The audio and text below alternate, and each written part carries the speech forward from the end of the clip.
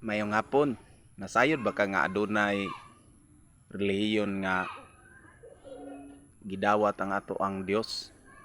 Isip relihiyon nga pure and faultless. But pasabot limpyo o wala gyoy ikasaway nga relihiyon. Tanawa ang imong relihiyon kung musibo ba ning nakasulat sa Bible. Kay kung dili gani, mag-isip-isip na ka igsuon kung ah, tama ba ng reliyon nga imong napasilungan karon. Atong basahon aron makita nimo kung ang imong reliyon mutukma ba sa gisulti sa Bible.